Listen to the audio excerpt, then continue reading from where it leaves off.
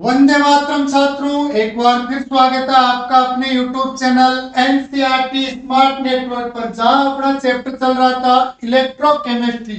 और उस electrochemistry chapter में हमने लास्ट क्लास में पढ़ा था द्वितीयक सेल या बैटरियां कंप्लीट करने के बाद ईंधन सेल पढ़ रहे थे। तो हम आज बात करते हैं ईंधन सेल की। तो देखो, ईंधन सेल और इस ईंधन सेल को बेकन सेल या प्रदूषण मुक्त सेल भी कहा जाता है। प्रदूषण मुक्त सेल। और यहां हमने इसके बारे में नॉर्मल जानकारी पढ़ी थी। इसकी मैंने आपको डेफिनेशन बताई थी। इसके अतिरिक्त मैंने आपको बताया था इसको बेकन सेल क्यों कहते हैं और प्रदूषण मुक्त सेल क्यों कहा जाता है। तो देखो, सबसे पहले बात करते हैं ईंधन सेल। ऐसे सेल जहां पर हाइड्रोजन CH4 यानी मेथेन, CH3OH यानी मेथेन और ऐसे पदार्थ जो है, इन पदार्थ या इन ईंधन में काम में आने वाले इन पदार्थों की दहन ऊर्जा जो होती है, इस दहन ऊर्जा को ये सेल जो होते हैं वो किसमें बदलते हैं? विद्युत ऊर्जा में। दहन ऊर्जा को किसमें बदल देते हैं? विद्युत ऊर्जा में। मतलब मैं कहूं तो ऐसा विद्युत रासायनिक सेल या ऐसा गैल्वेनिक सेल जो किसी पदार्थ की दहन ऊर्जा को विद्युत ऊर्जा में कन्वर्ट करते हैं या बदलते हैं, उन सेलों को हमने नाम दिया था बच्चों ईंधन सेल। इस सेल को बेकन सेल क्यों कहते हैं? क्योंकि सर्वप्रथम इस सेल का प्रयोग या निर्माण बेकन ने किया था, इसलिए इसको बेकन सेल कहा जाता है। फिर मैंने बताया था ये जो सेल होता है, इस सेल में जल का निर्माण होता है। जल के अलावा कोई भी पदार्थ नहीं बनता है, यानी इस सेल में हानिकारक पदार्थों का निर्माण नहीं होता है, इसलिए इसे प्रदूषण मुक्त सेल भी कहा जाता है। और बच्चों, ईंधन सेल जो होता है यह लगातार काम में आने वाला सेल है। इस सेल में हाइड्रोजन ईंधन और ऑक्सीजन ईंधन ये दोनों पदार्थ प्रयोग में लेते हैं और जितनी देर ये पदार्थ मिलते रहेंगे यह सेल इनकी दहन ऊर्जा को विद्युत ऊर्जा में बदलता रहता है, तब तक कोई बदलाव नहीं आता है। अब बात करते हैं इसके ईंधन सेल के बारे में। तो देखो, ईंधन सेल के बारे में बात कर लेते हैं। तो सबसे पहले आप बात करते हैं ईंधन सेल के परिपथ चित्र की। ईंधन सेल का परिपथ चित्र। परिपथ चित्र। तो देखो, जो ईंधन सेल में अगर परिपथ चित्र की बात करें तो इसमें क्या होता है, एक पात्र लेते हैं और ये जो पात्र लिया है, इस पात्र में बच्चों दो सरंध्र कार्बन के इलेक्ट्रोड, कार्बन युक्त दो इलेक्ट्रोड लेते हैं जो सरंध्र होते हैं, यानी जिनमें छोटे छोटे छिद्र होते हैं। ये इस प्रकार दो सरंध्र कार्बन के क्या लिए इलेक्ट्रोड, और ये अपना जो पात्र है जिसमें ये दो हमने सरंध्र कार्बन के इलेक्ट्रोड लगाए, इस पात्र में अपने ये बिल्कुल सा यहां पर हाइड्रोजन और ऑक्सीजन गैस प्रवाहित करते हैं इसमें। और ये दोनों इलेक्ट्रोड जो है बच्चों, इन इलेक्ट्रोड के बीच में विद्युत अपघट्य भरा होता है।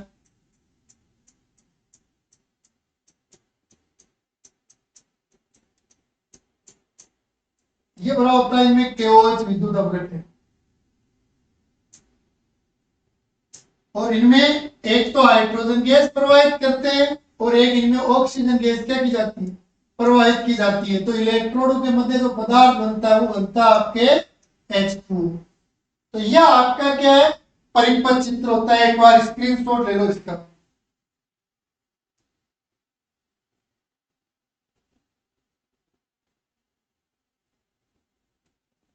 अब जो इसके बाद बात करते हैं इसकी बनावट के बारे में। नंबर 2 पर लेते हैं बनावट। तो देखो, बनावट में अपने नॉर्मल सी लैंग्वेज है, इसमें ज्यादा कुछ नहीं है। तो ईंधन सेल में एक पात्र में सरंध्र सरंध्र कार्बन के दो इलेक्ट्रोड, कार्बन के दो इलेक्ट्रोड लगे होते हैं, लगे होते हैं तथा इलेक्ट्रोडों के मध्य, तथा इलेक्ट्रोडों के मध्य, इलेक्ट्रोडों के मध्य KOH विद्युत अपघट्य भरा रहता है, विद्युत अपघट्य भरा रहता है। ये नॉर्मल से बनावट होगी बच्चों इसकी ईंधन सेल की। तो ईंधन सेल का चित्र बिल्कुल नॉर्मल है। एक पात्र में दो आपको इलेक्ट्रॉन बनाने जो सरंध्र यानी जिनमें छोटे छोटे रंध्र या छिद्र होते हैं, जिनके मध्य KOH का विद्युत अपघट्य भरा होता है और इसमें निर्मित क्या होता है H2O बनावट में। तो ईंधन सेल जो एक पात्र है, इस पात्र में सरंध्र कार्बन के दो इलेक्ट्रोड है और इनके मध्य क्या है KOH विद्युत अपघट्य भरा रहता है। ये इसकी बनावट है। एक और बनावट का भी स्क्रीनशॉट ले लो। अब जो इसके बाद बात करते हैं इसकी क्रियाविधि की, ईंधन सेल की क्रियाविधि की। तो देखो इसकी क्रियाविधि को समझते हैं।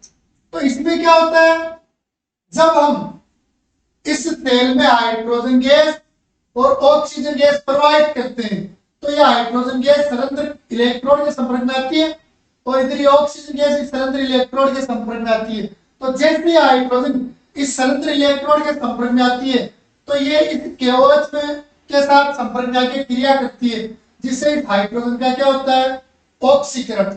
हाइड्रोजन का क्या होता है ऑक्सीकरण। और जिस पदार्थ का ऑक्सीकरण होता है उस पदार्थ युक्त इलेक्ट्रोड क्या बनाता है एनोड। तो इसमें ये वाला घटक है वो क्या बना लेता है एनोड बनाता है।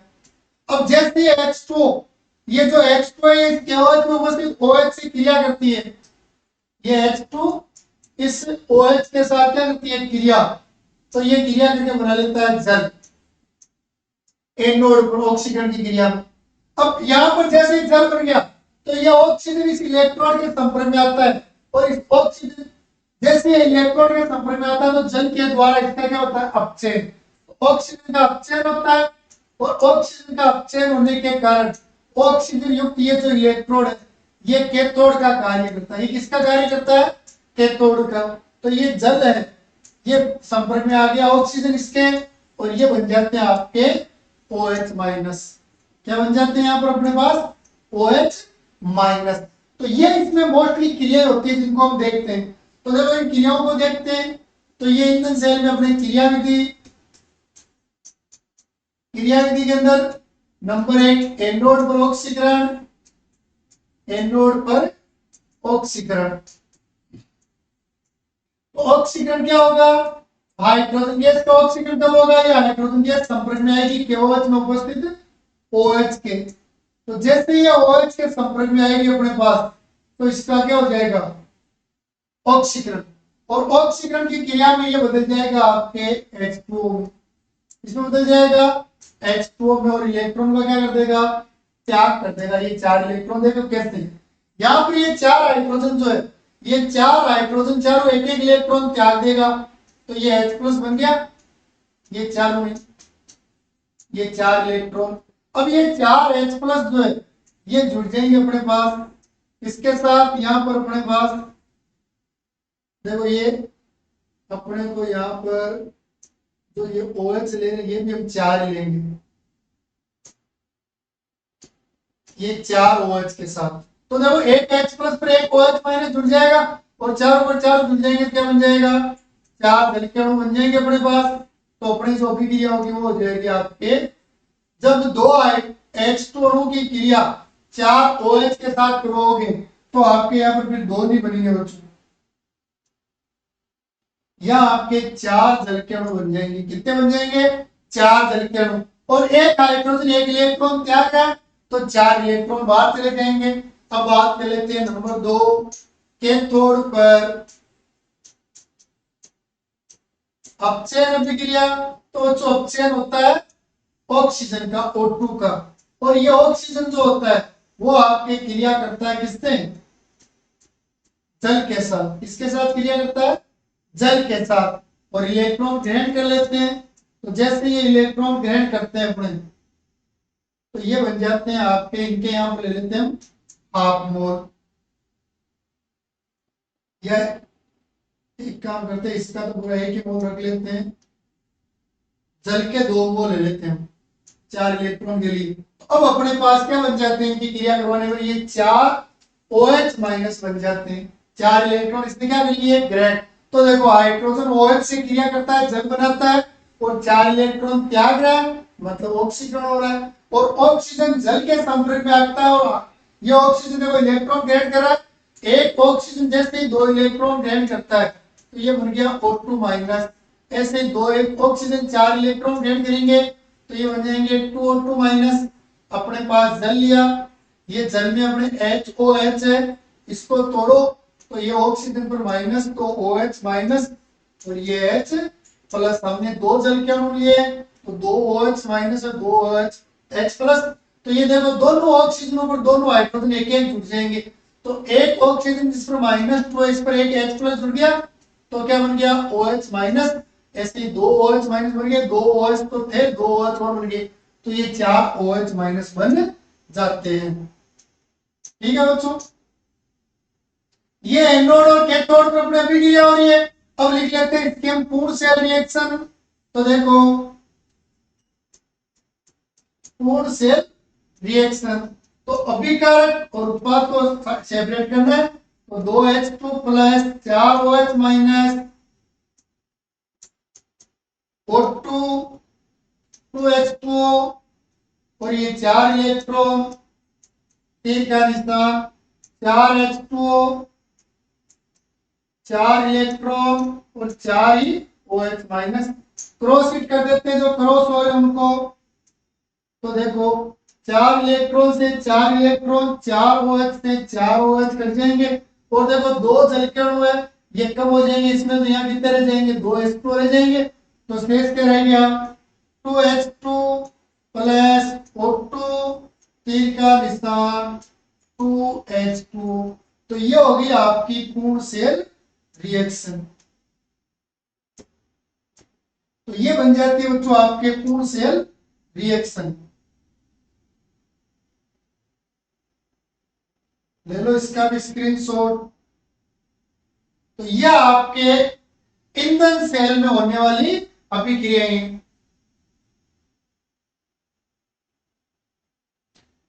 ठीक है बच्चों, ये ईंधन सेल है जो बहुत ही ज्यादा मोस्ट है।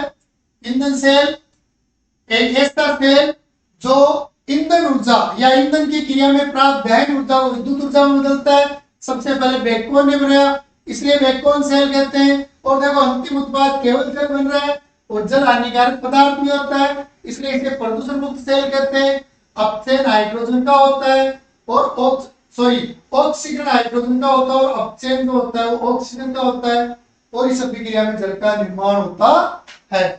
ये था बच्चों आपके ईंधन से। क्लियर, अब आगे बात कर लेते हैं बच्चों इसमें। ये तो हो गया आपके ईंधन से, तो बहुत मोस्ट था। अब अपने चैप्टर का लास्ट टॉपिक है वो है संसारण।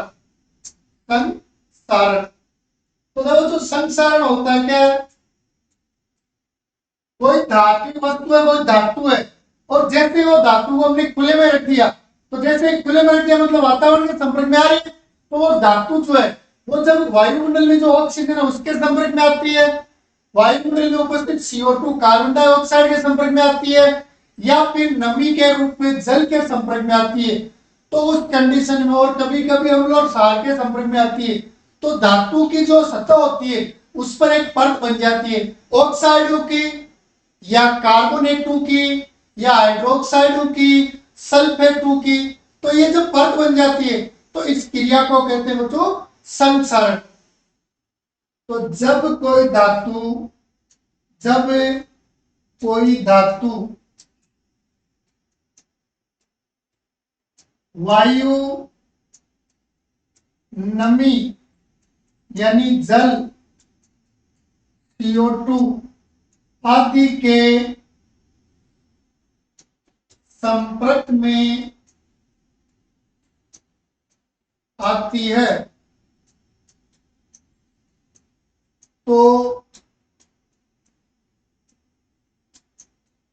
धातु पर ऑक्साइडू या सल्फेटू या कार्बोनेट या हाइड्रोक्साइड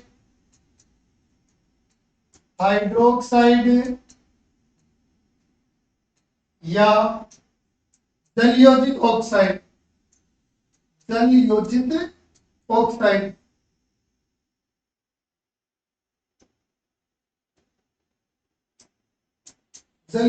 ऑक्साइड की परत बन जाती है।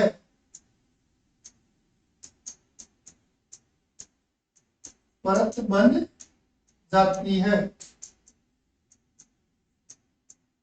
जिसे संसारण कहते हैं। इसे क्या कहते हैं? संसारण। तो संसारण का मतलब क्या है? धातु की जो सतह है उस सतह पर कोई अलग अलग कलर की अलग रंग की परत का बनना। और वो बनती कब है भाई? धातु जो वायु के संपर्क में आती है तो धातु ऑक्साइड बन जाएगा। नमी के संपर्क में आ रही है तो जलयोजित ऑक्साइड बन जाएगा। अगर CO2 के संपर्क में आ रही है तो कार्बोनेट बन जाएगा। और सल्फेट के बनेंगे जब H2SO4 के संपर्क में आएगी तो धातु इनमें से किसी के भी वायु, नमी, CO2, अम्ल, क्षार के संपर्क में आती है तो धातु पर क्या होगा? ऑक्साइड या सल्फेटो या कार्बोनेट या हाइड्रोक्साइड या जलयोजित ऑक्साइड की परत बन जाती है जिसे क्या कहते हैं? संसारण कहते हैं। एग्जाम्पल के लिए लोहे पर जंग लगना, लोहे पर जंग लगना। दूसरा देखें तो सोने व चांदी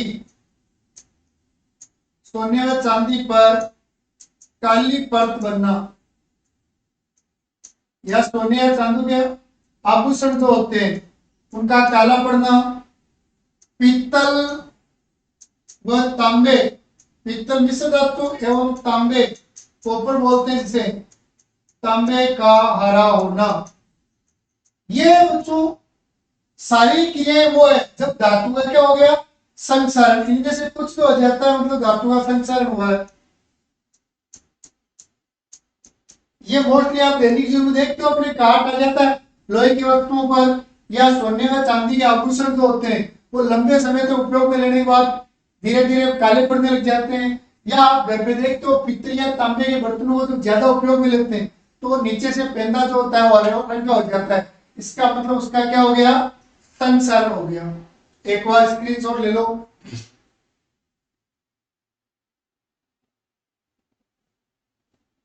अब बात कर लेते हो तो संसारण की क्रियाविधि की। संसारण की क्रियाविधि ये बहुत ज्यादा मोस्ट है। तो संसारण की क्रियाविधि, संसारण की क्रियाविधि यहां आपने दो प्रकार से पूछ सकता है। या तो पूछ लेते हैं कि संसारण की क्रियाविधि को समझो, या पूछ लेते हैं कि आप कैसे कह सकते हो कि संसारण एक विद्युत रासायनिक सेल है। बच्चों संसारण की जो क्रिया होती है, जैसे लोहे की वस्तु पर बात करें, लोहे पर जो काट आता है, जंग आता है, वो आता है विद्युत रासायनिक सेल बनने का। तो अपना क्वेश्चन आ जाए संसारण की क्रियाविधि को समझो, या आ जाए कि आप कैसे कह सकते हो संसारण एक विद्युत रासायनिक सेल है। तो देखो इसमें सबसे पहले ये, जैसे अपने पास लोहे धातु की सतह है। अब ये लोहे धातु की सतह है तो इस लोहे धातु की सतह पर क्या होगा? वायुमंडलीय ऑक्सीजन, कार्बन डाइऑक्साइड, नमी के रूप में H2O ये आपके एकत्रित हो जाते हैं। तो जैसे ये एकत्रित होते हैं तो ये जो धातु की ये जो सतह दिखाई दे रही है अपने को, इस सतह पर ऑटोमेटिक एक विद्युत रासायनिक सेल बनता है। क्यों बनता है? क्योंकि इनके संपर्क में आते ही ये जो सतह है धातु की सतह, इस धातु की सतह का क्या होता है? ऑक्सीकरण होता है। धातु की सतह का क्या होता है? ऑक्सीकरण। और धातु की सतह का ऑक्सीकरण होता है इसलिए धातु की सतह क्या बनाती है? एनोड बनाती है। ये एनोड बना लेती है। फिर क्या होता है? इसमें धातु की सतह में ये कार्बन डाइऑक्साइड और H2O दोनों जुड़ जाते हैं और जुड़कर ये कार्बोनिक अम्ल H2CO3 बना लेते हैं। H2O प्लस CO2 जुड़ गए और बना लिया H2CO3 कार्बोनिक अम्ल। और बच्चों ये कार्बोनिक अम्ल जो होता है जब बारिश के समय में तड़ित की क्रिया होती है तो इसका विद्युत अपघटन हो जाता है और विद्युत अपघटन में ये टूट जाता है आपके 2H प्लस में और CO3 2 माइनस में। अब ये जो H प्लस बना अम्लीय माध्यम, इस अम्लीय माध्यम में इस वायुमंडलीय ऑक्सीजन का क्या हो जाता है? अपचयन होता है। इसका क्या होता है? अपचयन। और अपचयन होने के कारण ये बनाती है आपके कैथोड। ये क्या बनाती है? कैथोड। सुनना वापस, जैसे धातु की सतह हमने बाहर रख दिया तो धातु की सतह और वायुमंडलीय ऑक्सीजन आ जाएगी, कार्बन डाइऑक्साइड भी आएगी और जल आ गया। ये जैसे आता है तो एक धातु की सतह जो होती है इस सतह का धीरे धीरे ऑक्सीकरण होता है। ऑक्सीकरण वाला मतलब धातु की सतह एनोड बना लेती है और ये जल और CO2 आपस में जुड़कर और कार्बोनिक अम्ल बना लेते हैं, जो तड़ित की क्रिया में, बिजली चमकने की क्रिया में H प्लस और CO3 2 माइनस में टूटता है। इस H प्लस की सहायता से ये वायुमंडलीय ऑक्सीजन जो होती है इसका अपचयन हो जाता है। इसका क्या हो जाता है? अपचयन। और इसका जब अपचयन हो जाता है तो अपचयन होने के कारण ये क्या बनाती है? कैथोड बनाती है। ये क्या बना लेती है? कैथोड। तो देखो एनोड बन गया, कैथोड बन गया और विद्युत अपघट्य भी बन गया। मतलब संसरणीय क्रिया में एनोड होता है जिसका जहां ऑक्सीजन होता है, कैथोड होता है जहां अपचयन होता है और एक विद्युत अपघट्य होता है। इसका मतलब एक विद्युत रासायनिक सेल है। तो अब ये क्रियाएं लिखते हैं, तो देखो इन क्रियाओं को लिख लेते हैं। तो सबसे पहले तो अपने एनोड लिखते हैं जिस पर ऑक्सीजन होगा। एनोड पर ऑक्सीकरण। एनोड पर बच्चों चाहे आप लिखो या मत लिखो, एनोड पर सदैव ऑक्सीकरण होता है। एनोड पर ऑक्सीकरण रिएक्शन। ऑक्सीकरण किसका होगा? धातु की सतह, जैसे लोहे की बात करते हैं तो ये है, फिर लोहा धातु ले लिया हमने, इसके 2 मोल ले लेते हैं। ऑक्सीकरण मतलब इलेक्ट्रॉन त्यागना। एक लोहे की धातु है जो 2 इलेक्ट्रॉन त्याग लिए, हमने 2 मोल लिए तो 4 इलेक्ट्रॉन त्याग देंगे। ये हो गया बच्चों एनोड पर ऑक्सीकरण। अब देखो लोहे की सतह पर, लोहे की सतह पर भी क्रियाएं, लोहे की सतह पर होने वाली क्रियाएं लिखते हैं। तो लोहे की सतह पर क्या होता है? जो आपका H2O जल है और जो कार्बन डाइऑक्साइड CO2 है ये आपस में जुड़कर बना लेते हैं H2CO3 कार्बोनिक अम्ल। और ये जो H2CO3 बना है ये H2CO3 अपघटित हो जाता है। ये क्या होता है? विद्युत अपघटित। और विद्युत अपघटन की क्रिया में टूट जाता है किसमें? H प्लस और CO3 2 माइनस में ये टूट गया अपने। अब बच्चों इस H प्लस के द्वारा कैथोड पर ऑक्सीजन का, ये कैथोड पर अपचयन रिएक्शन लिख लेते हैं। तो कैथोड पर अपचयन किसका होगा? ऑक्सीजन का होगा। तो ये ऑक्सीजन किसकी सहायता से होगा? हाइड्रोजन की सहायता से। ये हाइड्रोजन ले लिए। अपचयन मतलब इलेक्ट्रॉन ग्रहण करना। एक ऑक्सीजन 2 इलेक्ट्रॉन ग्रहण करती है, O2 में 2 ऑक्सीजन है 4 इलेक्ट्रॉन ग्रहण, और ये आपस में जुड़कर बना लेंगे बच्चों आपके 2 मोल H2। क्या बना लेते हैं? 2 मोल H2। ये होती है आपके कैथोड पर अभिक्रिया, ये होती है एनोड पर। और ये लोहे धातु की सतह पर जो अभिक्रिया हो रही है, होती तो ये सारी सतह पर ही है, लेकिन ये एनोड पर होने वाली अभिक्रिया इलेक्ट्रोड का काम हो रहा है और ये कैथोड इलेक्ट्रोड पर। और ये आपके सतह पर जब H2CO3 किसके कारण? विद्युत तड़ित अपने बिजली चमकने की क्रिया में टूटती है। एक बार स्क्रीनशॉट लो इसका।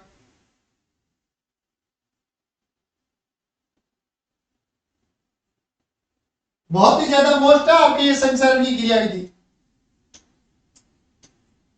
ले लिया होगा स्क्रीनशॉट। देखो अब बात कर लेते हैं इसमें आगे।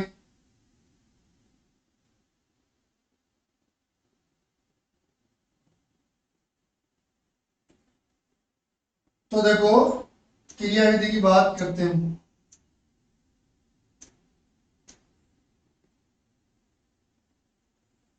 अब बच्चों देखो आपके जो Fe+2 बना है, ये Fe+2 बना है, ये वायुमंडलीय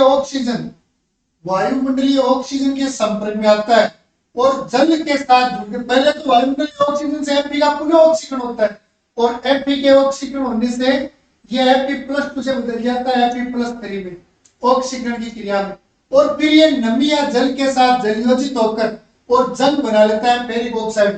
तो Fe2+ है, ये वायुमंडलीय ऑक्सीजन और जल के साथ जुड़कर और ये बदल जाता है आपके Fe2O3 और साथ में आपके H2 जलयोजित हो गया और बाहर चले जाते हैं आपके इसमें, ये 2 मोल लेता हूं यहां पर, ये बाहर चलेगी आपके 4H+, ये ले लेते हैं बच्चों, ये अभिक्रिया और हो जाती है और ये जो प्रोडक्ट बना है, जंग का सूत्र पूछ ले आपसे, तो ये होता है बच्चों आपके जंग का सूत्र। तो देखो एनोड पर जो Fe+2 बना है, ये निर्मित Fe+2 वायुमंडलीय ऑक्सीजन द्वारा पुनः ऑक्सीकरण होकर क्या बनाता है फेरिक, और ये निर्मित, ये तो है फेरस, और ये फेरस बनाता है वायुमंडलीय ऑक्सीजन से ऑक्सीकरण होकर फेरिक, और ये निर्मित फेरिक जो है ये बच्चों फेरिक जुड़ जाता है जल के साथ और जलयोजित हो जाता है, तो आपके बन जाता है जल। यहाँ पर जल अधिक मात्रा में होगा तो जितनी ज्यादा अधिक होगा उतना ही आ जाएगा, तो हम अक्स का मान जितना जल का अणु होगा उतने आ जाएंगे। तो ये होती है बच्चों आपके संसरण की क्रिया विधि में, ये अभिक्रिया और ऐड कर लो, इसका पुनः स्क्रीनशॉट ले लो।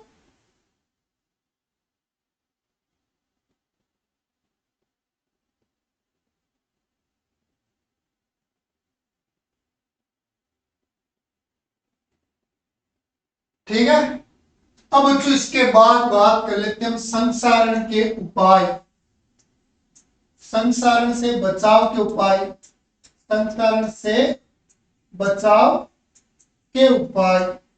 और बच्चों संसारण से बचाव का सबसे प्रमुख उपाय जो है वो है आपका, सबसे पहला उपाय जो है वो है धातु को वायु, जल, नमी, अम्ल, सीओ और सार के संपर्क में बताने दो, लेकिन ये मोस्टली पॉसिबल नहीं है। तो अब इसके अतिरिक्त धातु की सतह पर, धातु की सतह पर पेंट या कलर करके, धातु की सतह पर अगर हम पेंट या कलर कर देते हैं तो बच्चों कलर जो होता है वो वायु के संपर्क में आता है, धातु वायु के संपर्क में नहीं आती है।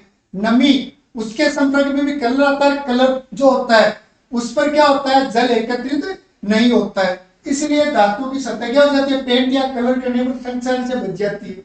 फिर दूसरा, अगर मान लो कलर नहीं कर पाते हो तो धातु की सतह पर ग्रीस का लेपन करके, ग्रीस का लेपन करके, गाड़ी मोटर में देखते हैं ग्रीस का लेपन करते हैं, जो कोई ऐसा पार्ट है जो बार बार अपनी बारिश के समय भीग रहा है तो उस पर फिर पेंट ना करके ऑयल या ग्रीस का लेपन कर देते हैं ताकि वो उस पर चिकनाई बनी रहे, और चिकनाई बनी रहेगी तो वो पानी के संपर्क में आने से बच जाएगा, या संपर्क में आएगा तो पानी एकत्रित नहीं होगा।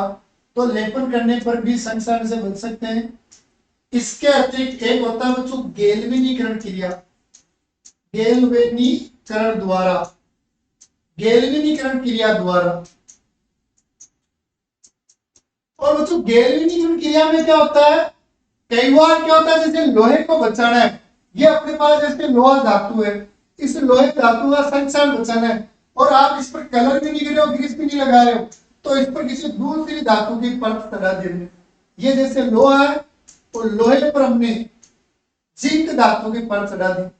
अब क्या होगा, जिंक धातु की परत चढ़ा दी तो जिंक धातु की परत जो है या तो जिंक अधिक क्रियाशील है लोहे से या अक्रिय है, तो उस कंडीशन में लोहा जो है उसका क्या होगा ऑक्सीकरण नहीं होगा, जिंक का क्या होगा ऑक्सीकरण होगा। अर्थात गैल्वेनीकरण की क्रिया में मतलब जिंक या अक्रिय धातु जो है उसका एनोड बनाकर, ठीक है। तो यह आपके संसरण से बचाव के उपाय भी होते हैं। ये जो क्रिया है इस क्रिया में उत्सर्ग इलेक्ट्रोड भी बना सकते हैं, गैल्वेनीकरण के अलावा उत्सर्ग इलेक्ट्रोड, उत्सर्ग इलेक्ट्रोड अधिक क्रिया सक्रिय धातु। गैल्वेनीकरण की क्रिया में तो आप कम क्रियाशील धातु काम में ले सकते हो, जबकि उत्सर्ग इलेक्ट्रोड बनाते हो तो अधिक क्रियाशील धातु काम में लेते हैं। इस आधार पर बच्चों संचरण से क्या कर सकते हैं, बचाव कर सकते हैं। ये इसी के साथ अपना चैप्टर इलेक्ट्रोकेमिस्ट्री जो है वो क्या हो गया, कंप्लीट हो गया। इलेक्ट्रोकेमिस्ट्री में कोई भी समस्या हो तो आप कमेंट बॉक्स में लिख सकते हो, आपको पुनः रिवीजन करवा दिया जाएगा। जय हिंद, वंदे मातरम।